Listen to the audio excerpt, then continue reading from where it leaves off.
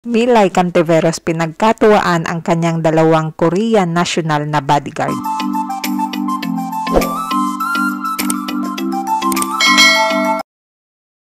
Welcome to QD's channel, and for today's video, love trip ang hatid ni Ma'am Milay Cantiveros sa video na shinare niya sa kanyang social media account na kinapsyonan niya ng tinesting ko lang gaano talaga ka-protective ang mga bodyguard sa Korean na napapanood ko sa K-drama. K-drama feels talaga in 3 days, pero malaking pagkakamali nila na ako ang binabantayan nila dahil isa itong Hokage. Yung akala nila na dapa ako, sumasayaw lang pala ako. Kamsami, salamat Inang Reyna sa pa-bodyguard, and kamsami Mr. J and Mr. Alex. Kuha ang video sa Hilton, Manila kung saan ginanap ang media con ng pelikula ni Milay Cantiveros na Ma'am Chief, Shakedown in Seoul na ipapalabas sa November 15 nationwide.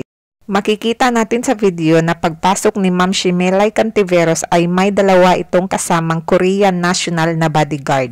At habang naglalakad sila sa hotel ay nagkukunwaring nadapa si Milay para matest niya kung gaano ka-protective ang Korean na bodyguard. Inabot ng Korean bodyguard ang kanyang kamay kay Milay.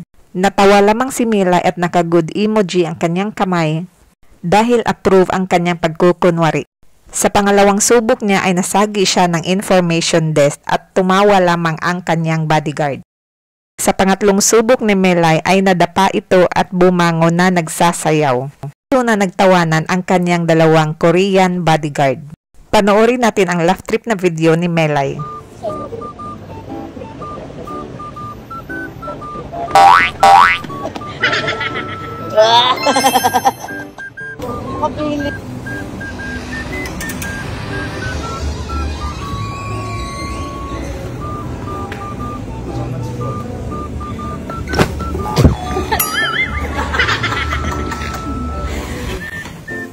Okay po. Ano ba kayo?